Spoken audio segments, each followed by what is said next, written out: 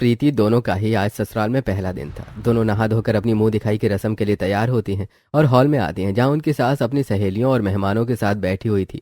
सपना और प्रीति को देखकर उनकी सास निर्मला कहती है, आओ आओ सपना बहू, प्रीति बहू, बैठो। मैं तुम्हें अपनी सहेलियों और रिश्तेदारों से मिलवाती हूँ। दोनों बहू हॉल में आकर निर्मला के पास बैठ जाती हैं। फिर निर्मला उन्हें सभी लोगों से मिलवाती है। सभी औरतें दोनों बहुओं से मिलकर बहुत सारी बातें करती हैं और उन्हें तोहफे भी देती हैं। उन सब के जाने के बाद निर्मला कहती है, आज तुम्हारा अपने ससुराल में पहला दिन है, तो तुम लोग आराम करो। मैं आशाबाई के साथ मिलकर जल्दी से खाना बना लेती हूँ। इसकी क्या जरूरत है, आप कहीं तो हम दोनों जाकर खाना बना लें। अरे नहीं नहीं, अभी तो विशाल और रितेश की ऑफिस की छुट्टियां भी हैं और तुम्हारे बाबूजी भी ऑफिस नहीं जा रहे हैं, तो खाना मैं ही बना लेती हूँ। और आशाबाई तो है ना मेरी मदद करने के लिए। मैंने उसे कहकर काम पर लगाया था कि शादी के 4-5 दिनों तक उसे मेरे साथ काम करवाना पड़ेगा। तो तुम लोग बैठकर बातें करो, मैं देख लेती हूँ। ऐसा कहकर निर्मला रसोई में चली जाती है, जहां वो अपनी नौकरानी आशाबाई के साथ मिलकर खाना बनाने लगती है। तो वहीं दूसरी तरफ दोनों बहुएं हॉल में बैठी टीवी देख रही होती हैं। ऐसे ही दोपहर हो जाती है। तभी बाहर से विशाल और नितेश दोनों आ जाते हैं और थोड़ी देर बाद मोहन भी आ जाता है। आ गए आप लोग? ठीक है, आप लोग बैठे, हम दोनों जाकर खाना लगवा देते हैं। ऐसा कहकर सपना और प्रीति रसोई में पहुंचती हैं और अपनी सास से कहती हैं, माँ जी, सभी लोग खाना खाने के लिए आ गए हैं, हम दोनों खाना लगा देते हैं। बहू, मैंने सब्जी अभी अभी बनाई है तो गरम है। दाल को मैं तड़का ही दे रही हूँ और तुम खाना लगाओ, मैं गरम गरम रोटियां बना देती हूँ। माँ जी, रोटियां बना के रख देती हैं, फिर खाना निकालते हैं। नहीं नहीं बहू, हमारे घर पर किसी को भी ठंडा खाना खाने की आदत नहीं है। सब लोगों को खाना गरम गरम ही चाहिए होता है, इसलिए मैं रोटी बनाती हूँ और तुम दोनों खाना निकाल दो। अब निर्मला रोटी बनाती है और शीलाबाई उसकी मदद करती है। दोनों बहुएं मिलकर खाना लगा लेती हैं। सभी साथ में खाना खाते हैं। ऐसे ही 2 दिन बीत जाते हैं। एक रात सोफे में बैठकर मूंगफलियां खा रहे थे सब, तो वो, माँ, कल से हमारे ऑफिस की छुट्टियां खत्म हो रही हैं, तो पिताजी और हम दोनों भाई भी कल से ऑफिस ज्वाइन करेंगे। ये सुनकर प्रीति कहती है, अरे हाँ जी, मैं भी आपको बताना भूल गई कि मैंने अपनी जॉब से शादी के बाद के लिए वर्क फ्रॉम होम ले रखा है। कल से मेरा भी ऑफिस स्टार्ट हो रहा है, लेकिन मैं उसे घर से ही मैनेज कर लूंगी। हाँ बहू, ये तो तुमने बड़ा अच्छा किया। घर से काम करोगी तो ऑफिस और घर दोनों ही मैनेज हो जाएंगे। बातें करने के बाद सभी लोग अपने अपने कमरे में जाकर आराम करते हैं। दूसरे दिन सुबह सपना उठकर रसोई में आती है और अपनी सास से कहती है, माँ जी, आज आशाबाई नहीं आई क्या काम पर? नहीं बहू, मैंने उसे आज से आने के लिए मना कर दिया है। कोई बात नहीं माँ जी, लाइए मैं खाना बना लेती हूँ। हाँ बहू, आज मैं भी यही सोच रही थी कि आज से तुम दोनों बहू ही खाना बनाना। वैसे भी मैं बूढ़ी हो गई हूँ, अब मुझसे काम नहीं होता। तभी प्रीति वहां पर आ जाती है और कहती है, सॉरी माँ जी, मैं उठने में थोड़ी लेट हो गई हूँ, लेकिन आप चिंता मत कीजिए, हम दोनों देवरानी जिठानी मिलकर जल्दी से खाना बना लेंगे। ठीक है बहू, लेकिन याद रहे खाना गरम गरम ही सर्व करना, क्योंकि घर पर कोई भी ठंडा खाना नहीं खाता है। और हाँ, सिर्फ अभी खाने के लिए खाना बनाना, लंच बॉक्स के लिए हमें खाना अलग से बनाना पड़ता है। अलग से क्यों माँ जी? हम अभी ही लंच बॉक्स के लिए खाना बना लेते हैं। बहू, यदि अभी से लंच बॉक्स दे दिया तो लंच टाइम तक खाना ठंडा हो जाएगा और फिर वो लोग खाते नहीं हैं। इसलिए दोपहर में ही खाना बनाकर लंच बॉक्स में डालकर उन्हें ऑफिस देकर आना पड़ता है। ऑफिस पास में ही है। बातें करने के बाद निर्मला भी जाकर डाइनिंग टेबल पर बैठ जाती है। अब प्रीति सपना से कहती है, सपना भाभी, मैंने सुना है कि आपके गांव में बहुत अच्छी अच्छी डिशेस बनती हैं और आप बहुत स्वादिष्ट खाना बनाती हो। हाँ प्रीति, मुझे खाना बनाने का बहुत शौक है और मेरी माँ ने मुझे बहुत अच्छा खाना बनाना सिखाया है। मेरी जॉब होने की वजह से मैं कभी खाना बहुत अच्छी तरह से बनाना सीख नहीं पाई, इसलिए आप खाना बना लो और मैं आपकी मदद कर देती हूँ, सब्जियाँ काट देती हूँ, आटा भी गूंद देती हूँ। ठीक है प्रीति, फिर ऐसा ही कर लेते हैं। अब सपना खाना बनाती है और प्रीति उसकी मदद कर देती है और फिर गरम गरम रोटियां बनाकर सभी को खाना लगा देती है। सभी लोग खाना खा लेते हैं। तब मोहन कहता है, अरे ठीक है निर्मला, अब हम ऑफिस चलते हैं, लेकिन तुम आज से 2 बजे तक खाना बनाकर लंच पहुंचा देना और पिछली बार की तरह देर मत करना, वरना हमें खाना खाने का समय नहीं मिल पाता। हाँ माँ, और ये भी ध्यान रखना कि खाना ठंडा ना हो, इस ठंड में ठंडा ठंडा खाना नहीं खाया जाता। हाँ बेटा, तू चिंता मत कर, मैं गरम लंच बॉक्स पहुंचवा दूंगी। अब वो लोग ऑफिस चले जाते हैं। उसके बाद प्रीति कहती है, ठीक है माँ जी, अब मेरी भी ऑफिस का टाइम हो गया है, मैं भी अपने रूम में लैपटॉप पर वर्क करने जा रही हूँ। ऐसा कहकर प्रीति अपने रूम में चली जाती है और लैपटॉप ऑन करके अपनी जॉब ज्वाइन कर लेती है। तो दूसरी तरफ सपना सारे झूठे बर्तन उठाती है और रसोई में ले जाती है। फिर पहले वो झूठे बर्तन धोते हुए अपने मन में सोचती है, प्रीति का अच्छा है, शहर की पढ़ी लिखी लड़की है और जॉब कर रही है, और एक मैं गांव की हूँ। मेरे गांव में तो ना ही लड़कियां ज्यादा पढ़ती हैं और ना ही नौकरी करती हैं। उसके बाद रसोई में पोछा लगाकर रसोई की साफ सफाई करती है और फिर अपने आप से कहती है, ठंड कितनी बढ़ गई है और काम भी खत्म हो गया है। अब मैं रजाई में जाकर थोड़ा आराम कर लेती हूँ। सपना अपने कमरे में पहुंचती है और रजाई ओढ़कर बैठ जाती है और टीवी चालू करके टीवी देखने लगती है। थोड़ी देर बाद निर्मला आती है और कहती है, सपना, तुम्हारे बाबूजी और उन दोनों भाइयों के लंच का समय हो रहा है। जल्दी से आलू बटाने की सब्जी और गरम गरम रोटी बनाकर लंच पैक कर दो और उनका लंच बॉक्स तैयार कर दो। जी माँ जी। सपना रसोई में जाती है और बटाने छील कर फिर आलू काटती है। उसके बाद आलू बटाने की सब्जी बनाती है और फिर गरम गरम रोटी बनाकर लंच बॉक्स में पैक करती है और अपनी सास को लाकर देते हुए कहती है, माँ जी, मैंने गरम गरम खाना लंच बॉक्स में पैक कर दिया है, आप पहुंचा दीजिए। अरे बेटा, अब मेरी बूढ़ी हड्डियों में दम कहाँ बचा है। कब से इंतजार कर रही थी कि मेरी बहू आए तो मुझे लंच बॉक्स ना पहुंचाना पड़े। आज मैं तुझे चलकर ऑफिस का पता बता देती हूँ, कल से तू लंच बॉक्स पहुंचा दिया करना। उसके बाद निर्मला ठंडी हवा में सपना को लेकर ऑफिस की तरफ निकल पड़ती है। थोड़ी दूर चलने के बाद वो एक ऑटो लेती है और ऑटो में बैठकर 10 मिनट में ऑफिस पहुंच जाती है। फिर ऑफिस में जाकर वो अपने पति और दोनों बेटों को एक साथ लंच दे देती है। तब नितेश कहता है, माँ, अगर आप लंच बॉक्स लेकर आ रही थी तो प्रीति को भी ले आती। प्रीति की जॉब है इसलिए मैंने उसे कुछ नहीं कहा। अब तुम लोग ये खाना खा लेना, हम चलते हैं। कल से तो सपना बहू ही खाना पहुंचा दिया करेगी। फिर वो लोग ऑटो में बैठकर वापस घर के लिए निकल पड़ते हैं। विशाल, नितेश और मोहन एक ही ऑफिस में काम करते थे। अब लंच टाइम में तीनों अपना लंच खोलकर अपने दोस्तों के साथ बैठकर खाना खाते हैं। तीनों के लंच से गरम गरम धुआं निकल रहा था। गरम खाना देखकर मोहन का दोस्त हरीश कहता है, अरे भाई मोहन, तुम तो बड़े खुश नसीब हो कि तुम्हें ऑफिस में भी गर्मा गर्म खाना खाने को मिलता है। अरे हाँ हरीश भाई, पहले मेरी पत्नी पहुंचाया करती थी और अब तो 2 बहुएं घर में आ गई हैं, अब वो लेकर आया करेंगी। तो वहीं दूसरी तरफ विशाल का दोस्त नीलेश कहता है, यार विशाल, तेरा गरम गरम खाना देखकर तो मुझे भी लालच आ गया। ठंड में तो गरम गरम खाना खाना ही अच्छा लगता है। हाँ नीलेश, हमें भी तो ठंडा खाना खाने की आदत ही नहीं है। नितेश के ग्रुप में नितेश का दोस्त अनुज कहता है, अरे भाई नितेश, तेरे लंच बॉक्स में तो खाना बहुत ही गर्म और स्वादिष्ट दिख रहा है और साथ में इतनी सारी वैरायटी। हाँ हाँ मैं तुझे भी दे रहा हूँ, चिंता क्यों कर रहा है। नितेश भी अपने दोस्त के साथ बातें करके खाना खाने लगता है। वहीं दूसरी तरफ सपना को घर पहुंचते पहुंचते देर हो गई थी। तब निर्मला कहती है, बेटा जल्दी से जाकर बर्तन धो ले और रसोई साफ कर ले, उसके बाद आज तो तुझे कपड़े भी धोने हैं। सपना रसोई में जाती है और गंदे बर्तन साफ करते हुए अपने आप से कहती है, भगवान, ठंड का मौसम है, अभी सुबह इतने सारे बर्तन धोए थे, फिर लंच बनाया तो फिर से बर्तन धोने पड़ रहे हैं और रसोई भी साफ करनी पड़ेगी। कपड़े धोते तो मुझे शाम ही हो जानी है। सपना जल्दी से बर्तन साफ करती है और रसोई में पोछा लगाती है। फिर वो वॉशिंग मशीन में कपड़े डालकर धोने लगती है। तभी प्रीति वहाँ आती है और अपने कपड़े देते हुए कहती है, सपना भाभी, अगर आप कपड़े धो रही हैं तो प्लीज मेरे भी कपड़े धो लो, मुझे तो जॉब से समय ही नहीं मिलता। ऐसा कहकर प्रीति अपने कपड़े रखकर वहाँ से चली जाती है। तब सपना अपने मन में कहती है, ये अच्छा है देवरानी जी का, वो जॉब कर रही है और मुझे सारे घर का काम करना पड़ रहा है।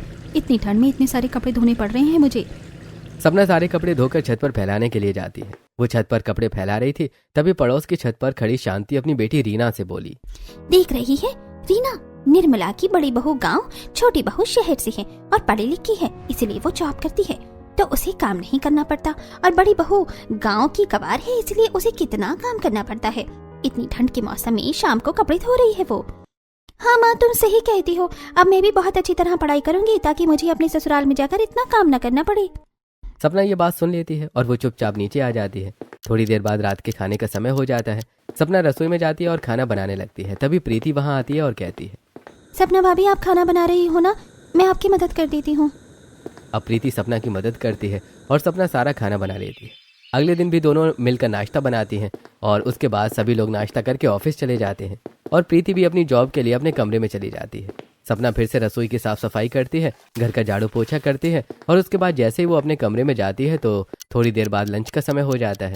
तो वो आज लंच में साग, मक्के की रोटी, रायता और खीर बनाती है और गरम गरम 3 लंच बॉक्स पैक कर रही होती है। तब उसकी सास कहती है, सपना बहू, मैंने तुझे ऑफिस दिखा दिया था, आज तो मेरे पैरों में बहुत दर्द है, मैं जा नहीं पाऊंगी, इसलिए तू जा और सभी को लंच दे आ। अब सपना लंच देने के लिए घर से निकल पड़ती है। वो ठंडी हवा में ऑटो स्टैंड पर जाकर ऑटो लेती है और ऑटो से ऑफिस जाकर लंच पहुंचा देती है। उसके बाद वो वापस घर आती है और घर का काम करती है। इसी तरह शाम हो जाती है और सपना को आराम नहीं मिलता। ऐसे ही कुछ दिन बीत जाते हैं। एक दिन जब सपना लंच बॉक्स देकर वापस आई, उसके बाद विशाल, नितेश और मोहन अपना लंच बॉक्स खोलते हैं तो उन सभी के दोस्त उनके लंच बॉक्स की बहुत तारीफ करते हैं। और वहीं सपना घर पहुंचकर काफी थकान महसूस कर रही थी। वो अपने कमरे में बैठी सोच रही थी, इतना सारा काम करवाती है माँ जी मुझसे। प्रीति तो अपनी जॉब में लगी रहती है, घर का सारा काम मैं ही करती हूँ और रोज लंच बॉक्स में ही पहुँच जाती हूँ। ऐसे काम नहीं चलेगा, आज तो मुझे माँ जी से बात करनी ही होगी। तभी वो अपनी सास के पास आती है और कहती है, माँ जी मुझे आपसे कुछ बात करनी है। हाँ हाँ बहू बताओ क्या बात है। माँ जी मैं नाश्ता बनाने के बाद दोपहर का लंच बनाती हूँ, फिर लंच देने के लिए ऑफिस भी जाती हूँ। वापस आकर मुझे साफ सफाई और घर के काम भी करने पड़ते हैं। मैं बहुत थक जाती हूँ और देवरानी जी तो सारा दिन सिर्फ अपनी जॉब में लगी रहती हैं। उसके बाद वो सिर्फ मेरी थोड़ी बहुत मदद कर देती हैं। अब ऐसा नहीं चलेगा, आप हम दोनों के काम का बंटवारा कर दीजिए। हाँ बहू तुम सही कहती हो, चलो आओ मेरे साथ प्रीति के कमरे में चले।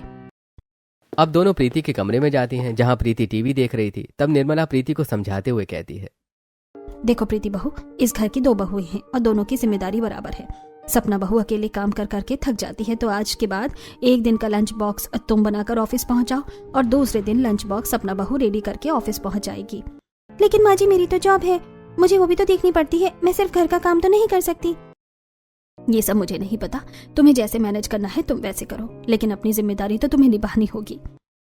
प्रीति हाँ कह देती है। अगले दिन दोपहर में प्रीति अपने लंच टाइम में उठकर रसोई में जाती है और अपने आप से कहती है, मेरे पास तो समय भी कम है और गरम गरम खाना बनाकर मुझे पहुंचाना भी है, तो ऐसा करती हूँ मैं दाल चावल बनाकर पहुंचा देती हूँ।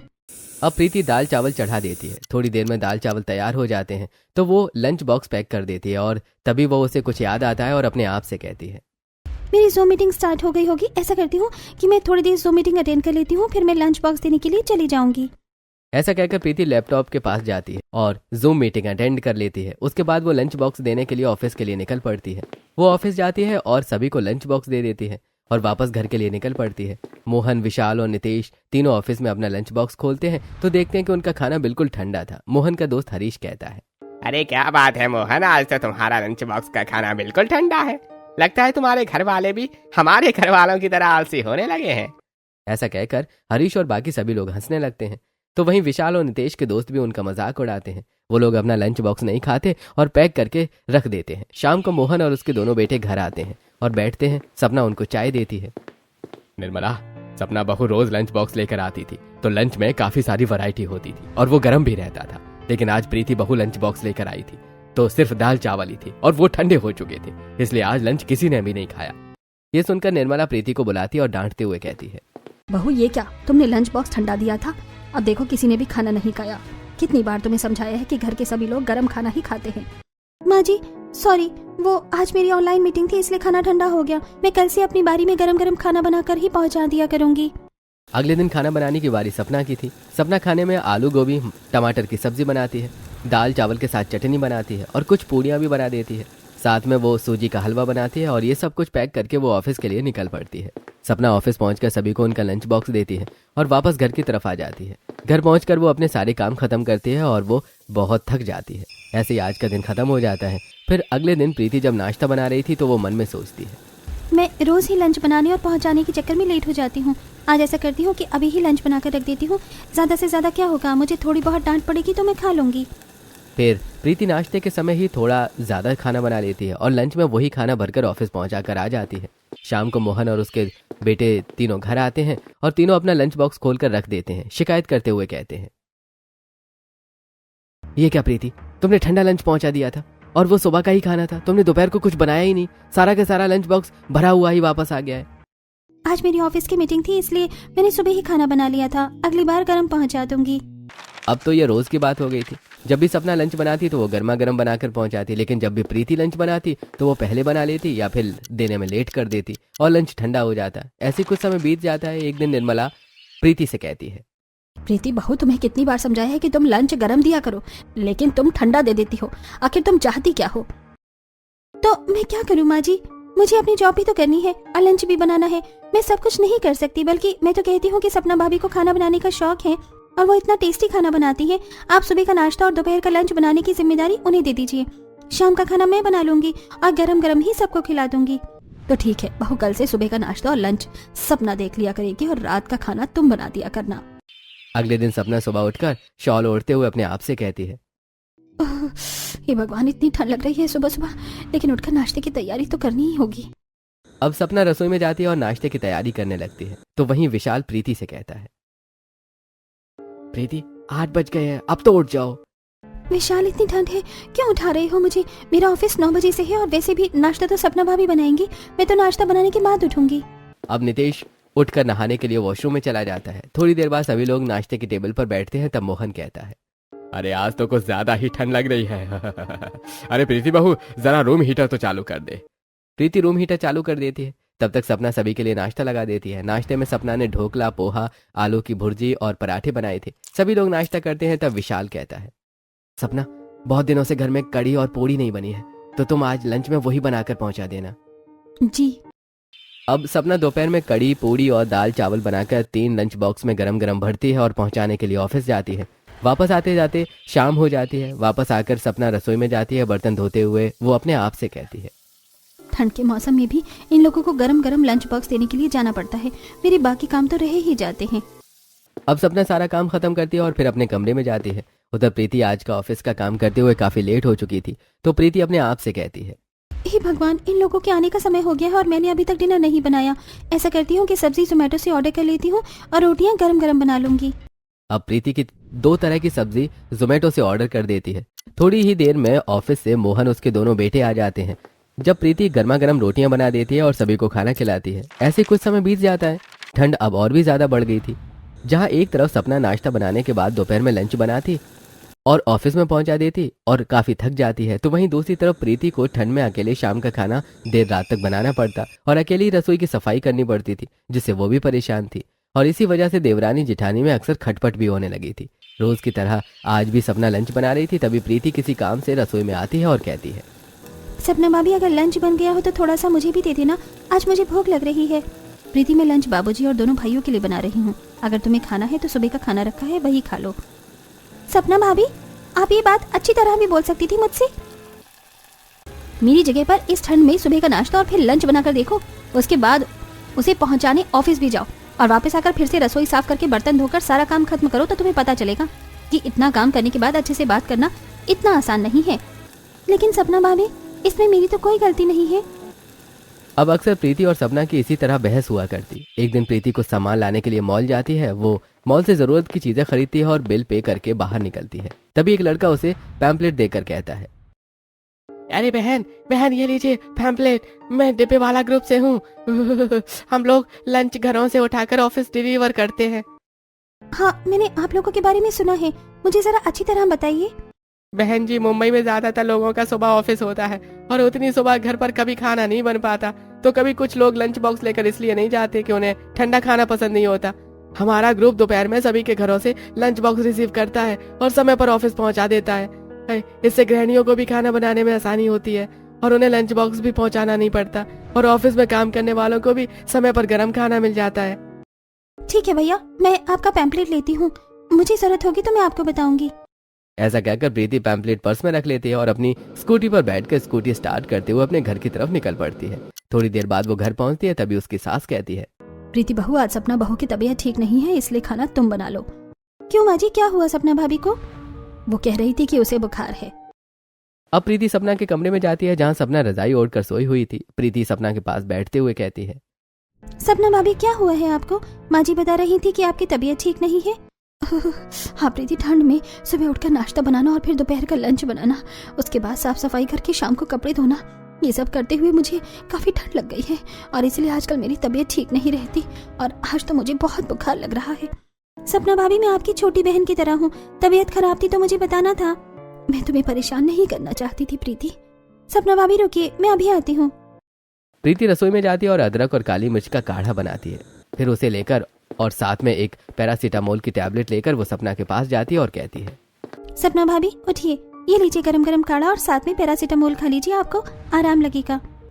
सपना उठकर काढ़ा पी लेती है और साथ में पैरासीटामोल भी खा लेती है और फिर वो कहती है, ठीक है प्रीति, अब मैं रसोई में जाती हूँ क्योंकि सभी खाने का समय हो रहा है, मुझे खाना बनाना है। भाभी, आप कहीं नहीं जाओगे, आप चुपचाप बिस्तर पर आराम करो, खाना मैं खुद ही बना लूंगी। आपकी तरह टेस्टी खाना तो नहीं बनाना आता, लेकिन जो भी आता है वो मैं ही बनाऊंगी। और हाँ, जब तक आप पूरी तरह ठीक नहीं हो जाती तब तक आपको लंच बनाने की भी कोई जरूरत नहीं है, मैं सब कुछ कर लूंगी। ये सुनकर सपना बहुत खुश हो जाती है। प्रीति रसोई में जाती है और सभी लोगों के लिए खाना बनाती है।